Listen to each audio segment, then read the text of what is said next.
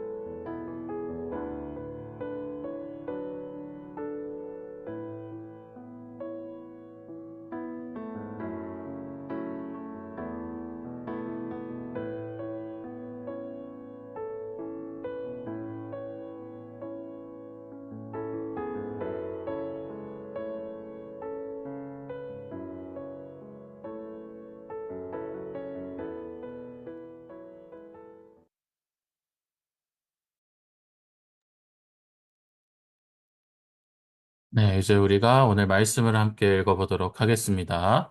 오늘 본문은 창세기 45장 1절부터 15절입니다. 각자의 자리에서 읽도록 하겠습니다.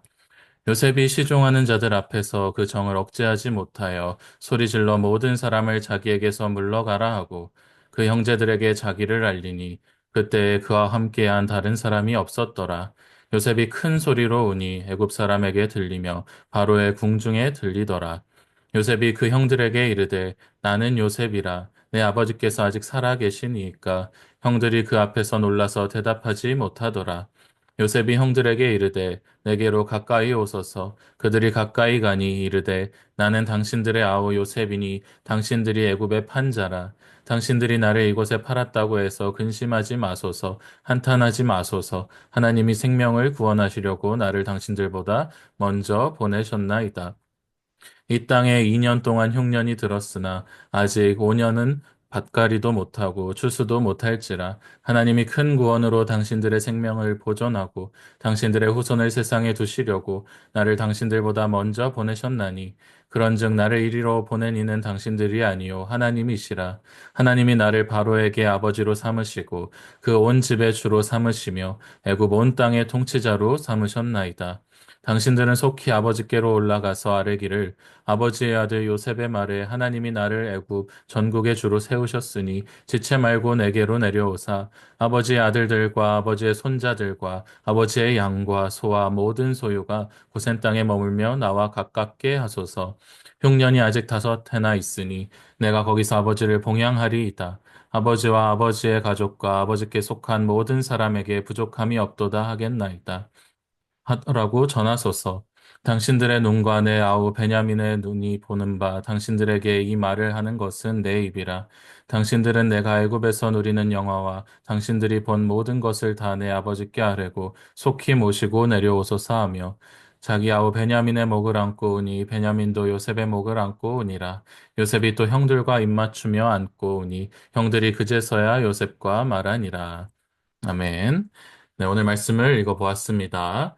이제 오늘 말씀을 자세하게 살펴보기 전에 우리가 다시 한번 말씀을 쭉 읽어보면서 하나님의 말씀과 인간의 반응을 살펴보도록 하겠습니다. 네, 하나님이 나온 곳에는 우리가 동그라미, 그리고 사람이 나온 곳에는 세모 표시를 해보면서 다시 한번 쭉 각자 읽어보도록 하겠습니다.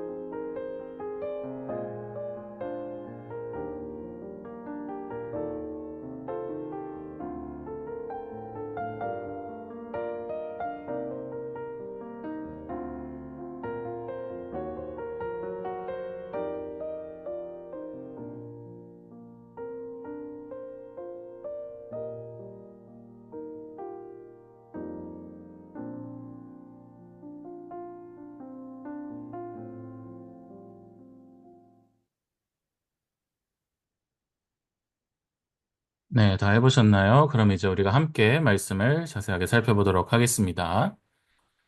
오늘 본문에서 이제 요셉은 주변에 있던 모든 사람들을 이제 먼저 방에서 나가게 합니다. 애굽의 종들도 신하들도 아무도 남기지 않았어요. 그리고 이제 형들과 요셉이 독대하는 순간이 찾아왔는데 그 순간 너무나도 참았던 눈물이 이제 요셉의 눈에서 폭포처럼 터져 나옵니다. 요셉은 크게 울면서 감정을 쏟아냈고 그 소리는 궁 안에까지 퍼졌어요. 얼마나 크게 울었으면 바로의 집에까지 그 울음소리가 들렸다고 기록이 되어 있습니다. 그리고 마침내 이제 형들에게 자신의 정체를 요셉이 밝힙니다. 나는 당신들의 아우 요셉입니다. 이 말을 들은 형들은 눈을 의심했어요.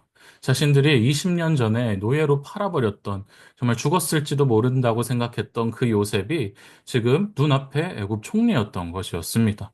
놀라고 두렵고 당황한 형들은 형들을 보고 요셉이 이제 형들에게 말합니다. 두려워하지 마세요. 나를 이곳에 팔았다고 해서 근심하거나 자책하지 마십시오. 하나님이 생명을 구원하시려고 나를 형님들보다 먼저 이곳에 보내신 것입니다. 요셉은 정말 놀라운 고백을 했어요. 자신이 이렇게 겪었던 정말 많은 일들, 고난과 억울함들을 형들을 원망하는 데 쓰지 않고 하나님의 뜻 안에서 해석을 한 것입니다. 그래서 요셉은 형들을 용서했고 그들을 살리기 위한 하나님의 도구로 자신을 이해하고 있었습니다. 요셉은 계속해서 말합니다. 이 땅에 아직도 5해 동안 흉년이 계속될 것입니다. 하나님이 큰 구원을 이루시려고 나를 형님들보다 앞서 보내신 것입니다. 그러니 나를 여기에 보낸 이는 형들이 팔아서가 아니라 하나님께서 나를 이곳에 보내신 것입니다. 그리고 요셉은 이렇게 말하며 형들을 위로합니다. 어서 아버지께 올라가세요. 그리고 말씀드리세요. 아버지, 요셉이 살아있고 애굽의 총리가 되었습니다. 어서 저에게로 오시려고 가서 전해주세요. 요셉은 자신의 가족이 애굽으로 내려와서 기근 속에서도 보호받을 수 있도록 하겠다고 다짐을 합니다. 그리고 그는 베냐민을 껴안고 함께 울었습니다. 그리고 하나씩 형들을 안고 또 울었습니다. 그렇게 요셉은 상처로 얼룩진 형제 관계를 눈물과 용서 그리고 회복의 이야기로 바꾸어 나갔다는 사실을 우리가 오늘 본문을 통해서 알 수 있었습니다. 그러면 이제 우리가 오늘 말씀 내용을 바탕으로 질문을 하면서 묵상을 하는 시간을 갖도록 하겠습니다. 네, 오늘의 3가지 질문입니다. 첫 번째, 왜 요셉은 그렇게까지 크게 울었을까요? 두 번째, 왜 요셉은 형들을 책망하지 않고 오히려 위로해 줬을까요? 마지막 3번째, 왜 요셉은 이 모든 일을 하나님의 계획으로 해석했을까요? 네, 이 세 가지 질문을 가지고 시간을 드릴 테니까 각자 잠시 동안 생각하면서 묵상해 보도록 하겠습니다.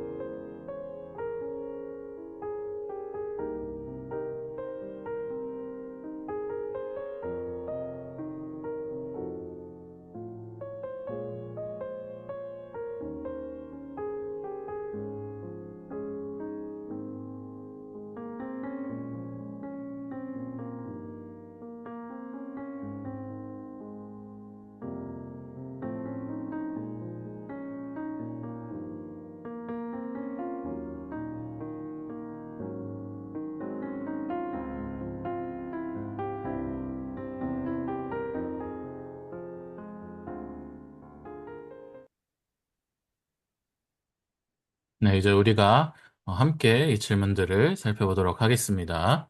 첫 번째, 왜 요셉은 바로의 집까지 울음소리가 들릴 정도로 그렇게 크게 울었을까요? 이 요셉의 울음은 단순한 감정의 폭발이 아니었습니다. 요셉은 정말 오랜 세월 억울한 고난과 외로움, 그리고 형제들에 대한 그리움, 또 아버지를 향한 사랑, 그리고 드디어 회복의 순간이 다가왔다는 것을 깊은 안도감이 뒤섞여 터져 나왔던 그런 반응이었을 것입니다. 그동안 정말 눌러두었던 마음을 하나님 앞에서 그리고 형들 앞에서 더는 감출 수가 없었던 것이었죠.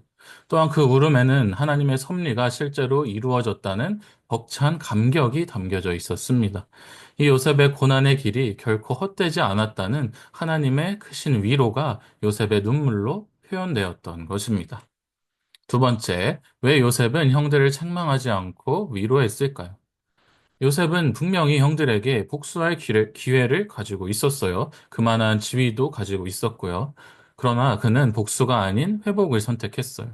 형들이 정말 두려워서 떨고 있는 상황에서 오히려 자책하지 마십시오라고 말하며 형들을 위로하고 또한 생명을 구원하시려는 하나님의 뜻이 이 일 속에 있었음을 형들에게 알려줍니다. 요셉은 과거에 머물러 있지 않았어요. 그는 하나님의 일하심을 바라보면서 형들과 함께 미래를 준비하려는 사람이었습니다. 자기 감정보다는 하나님의 계획을 더 신뢰했기 때문에 그는 정죄가 아닌 용서와 위로의 말을 선택할 수 있었던 것이었습니다. 마지막으로 왜 요셉은 이 모든 일을 하나님의 계획으로 해석했을까요? 요셉은 자신이 겪은 억울함과 고난을 단순히 사람들의 잘못으로만 보지 않았습니다. 그는 고난의 순간에도 하나님이 함께 하신다는 확신을 놓치지 않았고, 시간이 흐른 뒤에는 그 모든 일들이 하나님의 큰 그림 속에 있었음을 믿게 되었습니다. 사람은 흔히 아픔과 실패를 원망하거나 회피하려고 하지만 요셉은 그 모든 것을 하나님의 손에 붙들린 역사로 해석했습니다. 그래서 요셉은 당신들이 나를 판 것이 아니라 하나님이 나를 보내신 것입니다. 이렇게 말하면서 고난조차 하나님의 뜻 안에 있었음을 담담히 고백한 것이었습니다. 네, 그래서 오늘의 결론은 하나님의 시선으로 나의 인생을 보자. 오늘 우리는 이 요셉의 눈물 그리고 용서 그리고 마지막으로 하나님의 섭리를 함께 묵상했습니다. 억울함과 고난의 시간을 지나면서 그 마음을 품기란 정말 쉽지 않지만 요셉처럼 하나님의 시선으로 과거를 해석하고 회복을 선택하는 저와 여러분이 되었으면 좋겠어요. 그래서 혹시 우리 마음속에도 미처 꺼내지 못한 감정이나 용서하지 못한 사람이 있다면 오늘 말씀을 통해서 하나님 앞에 내려놓는 시간이 되기를 바랍니다. 우리 삶의 모든 순간에도 보이지 않게 일하시는 하나님의 손길을 믿고 그분의 뜻을 살아가는 저와 여러분들이 되기를 소망합니다. 자, 그럼 우리 마지막으로 오늘 말씀을 우리의 삶 속에 적용해 보도록 하겠습니다. 하나님께서 오늘 말씀을 통해서, 요셉 이야기를 통해서 우리에게 무슨 말씀을 하셨는지, 나에게 원하는 것은 무엇인지 우리가 잘 생각해 보면서 각자의 삶 속에 적용해 보도록 하겠습니다.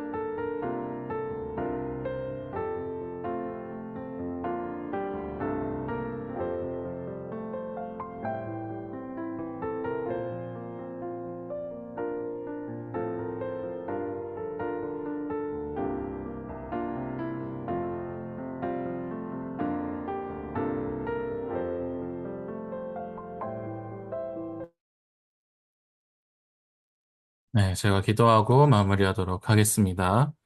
하나님 아버지, 감사합니다. 오늘 요셉의 삶을 통해서 하나님의 섭리와 용서의 마음을 배우게 하심을 감사드립니다. 억울함이나 상처 속에 머물기보다는 그 안에서 일하시는 하나님의 뜻을 신뢰할 수 있는 믿음을 우리에게 허락하여 주시옵소서. 나를 힘들게 한 사람을 향해서도 요셉처럼 용서하고 회복을 선택할 수 있는 우리 모두가 될 수 있도록 주님 인도하여 주시옵소서. 우리의 삶 또한 하나님의 큰 계획 안에 있으며 오늘도 주님과 동행하고 언제나 주님의 뜻을 따라 살아가는 우리 모두가 되게 하여 주시옵소서. 감사드리며 예수님의 이름으로 기도하옵나이다. 아멘. 네, 이제 우리 화면을 켜실 수 있는 분들은 화면을 한번 켜주시고요. 우리 사진 찍고 마무리하도록 하겠습니다.